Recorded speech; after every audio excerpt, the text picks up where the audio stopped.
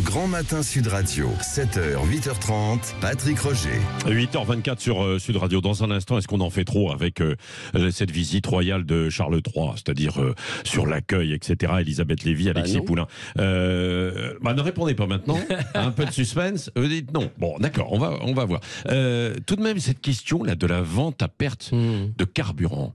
Les grands distributeurs disent au gouvernement, écoutez, pas d'accord. Hein. Nous, on ne veut pas faire ça. Qu'est-ce que vous en pensez ? C'est vraiment une cautère sur une jambe. On dit ça, une cautère sur une jambe de bois, cette affaire de vente à perte, si vous voulez. Parce que si la seule solution qu'on a aujourd'hui pour aider les Français, c'est de sortir complètement des cadres de l'économie libérale, c'est quand même embêtant. Deuxièmement, quelle improvisation. Ils ne se sont pas concertés. La réalité, si vous voulez, c'est qu'on a un problème qui n'est pas seulement lié à ce gouvernement-là. On a une croissance tirée uniquement par la demande, la consommation. Et donc, si vous voulez, on a un problème de système productif. C'est ça qu'il faudrait régler à terme. Mais dans l'immédiat, je ne sais pas, Alexis a peut-être une idée pour aider les automobilistes dans l'urgence, les taxes non, mais on disait, baisser les taxes. Quoi, mais baisser les taxes, c'est encore une fois nous qui payons de manière indirecte. C'est-à-dire que ce qu'on récupère à la pompe, on le payera en autres prélèvements parce que c'est 12 milliards, selon Bruno Le Maire, qui partira en fumée si on baissait les taxes sur les carburants. Moi, je comprends que les distributeurs disent, attendez, on n'a pas à remplacer l'État dans cette affaire-là, et la vente à perte est interdite depuis 1963 en France. Donc pourquoi revenir là-dessus, et qu'est-ce que vous nous demandez de faire ? Sachant que les petits distributeurs disent, nous, on est perdants.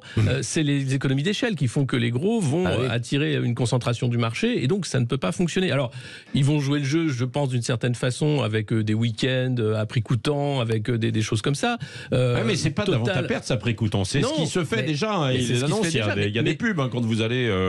Allez, je ferai pas de pub plus que ça, mais bon. Là, on est quand même emmené dans le précipice et dans le mur par des dirigeants qui ont choisi, avec les différentes sanctions, de faire que le pétrole, à nouveau, devienne une matière très chère. Et les BRICS qui jouent de ça, d'ailleurs, puisqu'ils sont producteurs à 80%, donc ils savent très bien ils ont la clé, faire chanceler nos économies. Et donc là, il y a quelque chose.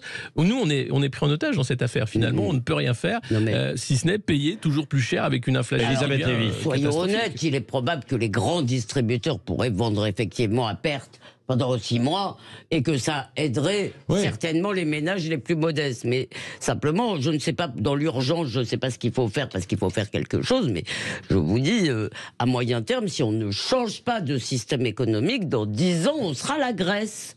La Grèce de la crise des dettes souveraines. Avant probablement. J'imagine que Jean-Jacques Bourdin va en reparler tout à l'heure avec Olivier Dussopt, le ministre du Travail, du Plein Emploi et de l'Insertion, qui est invité dans quelques instants, même s'il n'est plus au budget. C'est Thomas Cazenave qui est au budget, qui était là hier et qui a eu du mal à s'en sortir, à expliquer le mécanisme. Jean-Jacques l'a poussé, donc on a eu du mal à comprendre. Donc il y a un roi qui se balade actuellement en France, hein.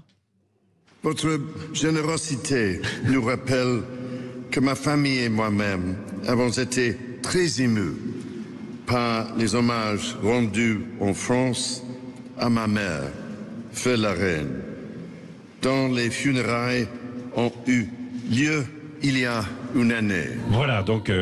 très beau, plutôt un bon français, malgré l'accent, mais pas de faute.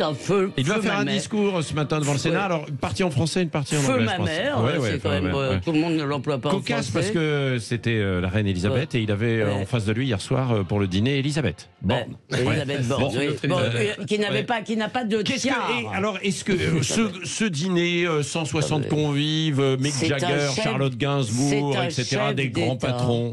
C'est un chef d'État. C'est un pays avec lequel nous ne devrions pas nous brouiller. C'est un pays ami qui culturellement est quand même assez proche de nous, même s'il y a des bisbilles franco-anglaises.